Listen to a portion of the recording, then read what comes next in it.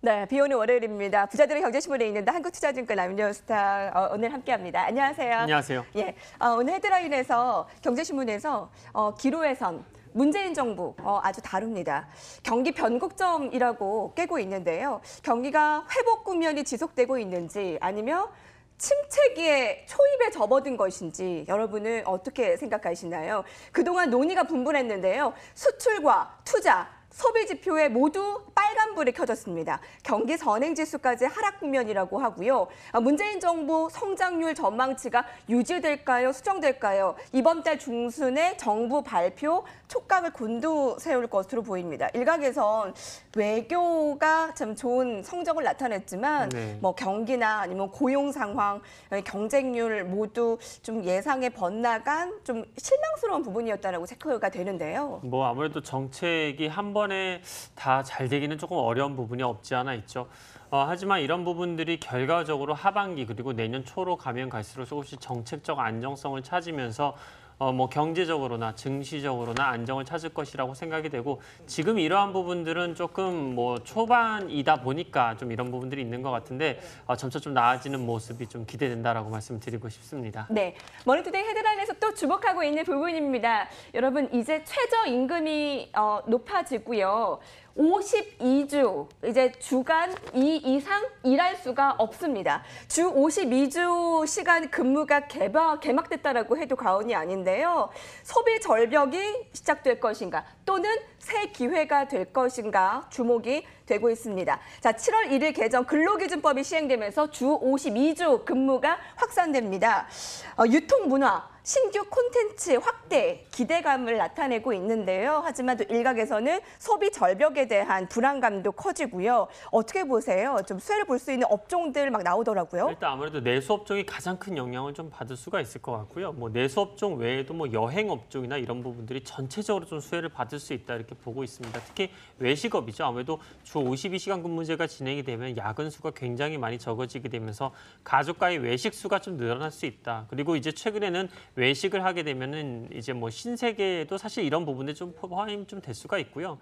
백화점 쇼핑도 좀 늘어날 수가 있습니다. 뭐 그래서 이제 뭐 신세계라든지 아니면 뭐 현대백화점 그리고 뭐 여행사 쪽에서 뭐 환율에 대한 부담이 좀 있기는 하지만 모두 투어나 이런 종목들이 좀 장기적으로 수혜를 받을 수 있지 않을까 이렇게 좀 생각을 하고 있습니다. 네, 머니투데이 리포트 오늘 경제가 심상치 않다. 문재인 정부의 중간 점검, 이 소비나 고용 상황 안 좋은 거 계속 체크되고 있고요. 하반기에 살림살이 전망에 대해서 이 분석 기사 계속 나오고 있습니다. 거기에 고용 형태 변하는 부분도 많이 체크하시고요.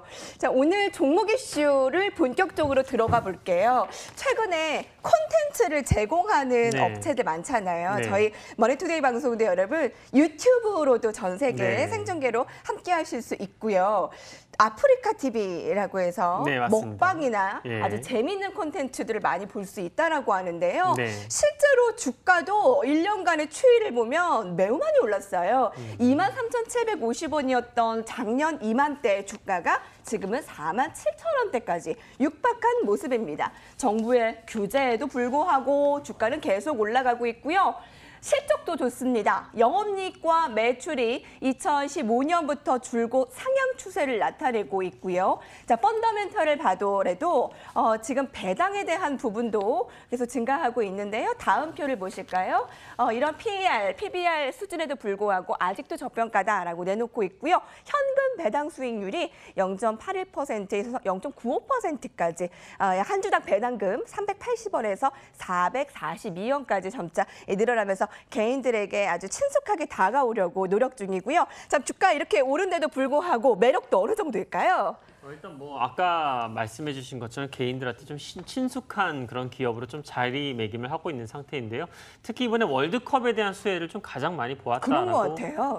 보시면 될 것 같습니다. 뭐 네이버나 카카오 TV 같은 경우에 월드컵 중계를 안 하면서 아프리카 TV로 굉장히 많은 트래픽이 몰렸습니다. 그래서 이런 부분들이 이제 아프리카 TV라는 게 예전에는 플랫폼이 사실 좀 무거운 부분이 있었거든요. 하지만 최근에 굉장히 가벼워진 부분들이 사용자들한테 좀 어필이 많이 좀 된 것 같고요. 그다음에 뭐 최근에는 공중파와 아프리카 TV랑 좀 협업을 해서 뭐 BJ 감스트라고 해서 뭐 채널 동시 접속 사수가 최대 15만 명까지 늘어났다고 합니다. 이런 부분들이 굉장히 좀 주가에 긍정적인 영향을 미치는 것 같고 중국에 있는 이 후야 TV라는 종목이 상장이 되면서 그 종목과 좀 비슷한 움직임으로 지금 올라가고 있는 상태였기 때문에 최근에는 좀 주가가 하락을 하고 있어요. 뭐 약간 쉬고 있는 모습인데 이러한 부분들이 결과적으로 이제 중장기적인 관점에서 보면은 추가적인 상승세는 가능하다. 하지만 단기적으로 한 1, 2주 정도는 조금 쉬었다 가진 않을까라는 생각은 갖고 있습니다. 네, 작년 이맘때 2만 원대 중반에서의 주가 흐름에서 4만 원대 중반, 일각에서 증권사의 목표가가 한 5만 5천 원까지 그렇죠. 제시되고 있습니다.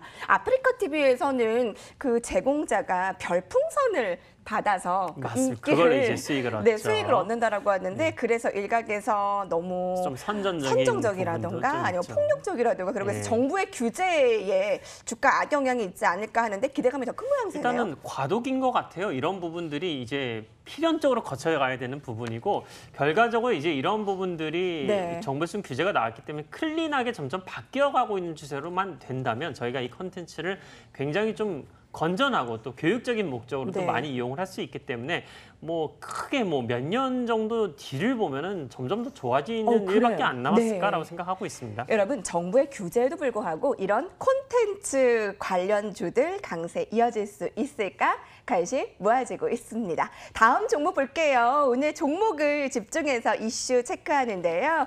메가패스라고 들어보셨죠? 메가스터디 교육인데 요새 뭐 교육에 많이 출산율이 떨어지면서 관심에서 멀어진다라고 하더라도 메가스터디 교육의 주가 흐름 보실까요, 여러분? 승승장구하고 있습니다. 주가가 신고가를 나타내고 있고요. 그런데도 2, 4분기에 성수기를 앞두고 있기 때문에 주가 급등세가 이어질 수 있을 것이라고 내다보고 있어요. 17만 원을 넘어서며 최고가를 경신했고요. 여러분 주가는 올해 들어서만 무려 198%가 올랐습니다.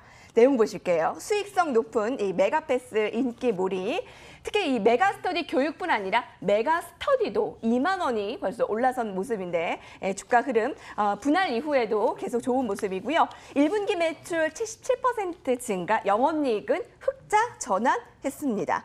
자, 문제는 2, 3분기인데 2, 3분기에도 성수기이기 때문에 호실적이 예상된대요. 그러니까 수능이 끝나고 나서 4분기 그리고 1분기에는 비수기인데 그때도 실적이 좋았다라는 것은 이제 호실적 2, 3분기에도 성수기를 기대할 수 있다라는 모습인데 밸류에이션 부담도 없고 자 오늘 잘 나가는 종목들 위주로 보잖아요. 지금이라도 맞아요. 관심 가져도 되나 어떻게 보세요? 일단 메가스터디 교육에서 저희가 체크할 거는 딱 하나인데요. 아마 이제 우수한 강사진들이 다른 쪽으로 과연 이직을 할 것이냐 이 부분만 저희가 체크를 하면 될 것 같습니다. 저희가 이 교육 특성상 단기간에 뭐 한두 달 듣고 교육을 안 듣지는 않습니다. 최소한 교육을 듣게 되면 6개월 이상은 최소한 듣게 되고 1년 이상도 듣는다고 보시면 됩니다. 특히 타겟 구성이 이제 고등부가 가장 좀 강세를 보이고 있는 이름이 이제 메가패스죠. 옛날에 이제 KT에서 나왔던 상품이랑 거의 비슷한데요. 이 메가패스 부분이 사실 이 고등부 부분에서 1위를 차지를 하고 있기 때문에 이러한 1위 강세 앞으로 지속될 가능성이 높고 이게 만약에 지속이 된다고 가정을 하게 된다면 현재 주가 기준으로 PER이 8배가 안 되는 저평가 상태에 놓여있기 때문에 굉장히 저렴하다라고 생각하시면 될 것 같습니다. 이렇게 올랐는데도 추가 상승 여력이 크다라고 보고 있네요. 추가 상승 여력은 충분히 크다라고 보시면 되고요. 지금도 신규 접근은 가능하나 반드시 이제 강사진들이 다른 쪽으로 이직하는 움직임이 있는지를 저희가 확인을 하고 계속해서 투자를 좀 진행하면 더욱더 좋을 것 같다 이렇게 좀 말씀드리고 싶고요. 성인 부분도 이제 점유율 1위를 차지하고 있는데 이 성인 부분도 큰 포텐셜을 갖고 있습니다. 요즘에 이제 52시간 근무제 아까 전에 말씀을 해주셨지만 여유가 있으면 이제 사람들이 자기 개발을 위해서 저녁에도 더 공부를 하거든요. 이러한 부분에도 사실 수혜를 받을 수 있다 이렇게 좀 보시면 될 것 같습니다. 자 메가스터디 교육 주가 실적들 체크해봤습니다. 신고가 올해 들어서만 198%가 올랐고요. 자 오늘 마지막 특징주는 매수의 의견을 계속 증권가에서 높이고 목표 주가를 올리고 있는 최근에 관심을 유독 받고 있는 화장품주 LG 생활건강입니다. 럭셔리 화장품 화장품의 눈부신 성장을 갖고 있고요. 지금 주가가 황제주예요, 여러분. 142만 1,000원.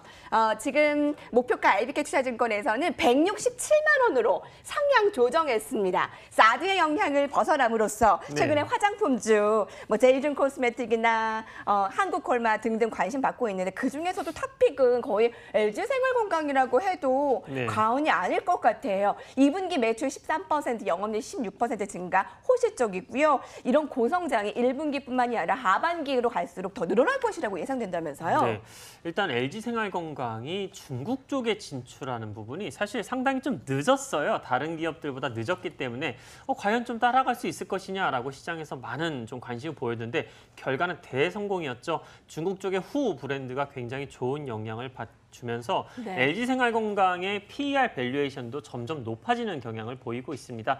특히 예전 같으면 샴푸나 치약 위주로 판매하던 LG생활건강의 적정 PER은 20배 정도였다면 최근에는 화장품 매출액이 생활용품보다 더 많이 늘어나고 있는 상태이기 때문에 적정 PER 밸류에이션이 30배 이상으로 좀 저희가 적용할 수 있다 이렇게 좀 볼 수 있을 것 같습니다.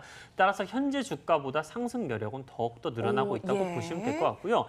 LG생활건강의 라인업도 굉장히 다양화되고 있고 고급 브랜드로서 성공을 하고 있는 상태이기 때문에 다른 여타 화장품 기업들보다 더 좋은 우수한 밸류에이션을 보유하고 있다. 더 성장할 가능성이 높다. 이렇게 좀 보시면 될 것 같습니다. 네, 최영화 연구원께서 저희 그 가는 종목이 더간다라는 코너도 함께 해주시잖아요. 예, 맞습니다. 오늘 이 종목들 아프리카 TV나 메가스터디 교육이나 LG생활건강 모두 지지부진한 증시 흐름 속에서 더 빛나는 종목들이 아닐까 싶습니다. 네, 맞습니다. 오늘 감사드리고요. 부자들의 경제신문에 있는데 함께했습니다.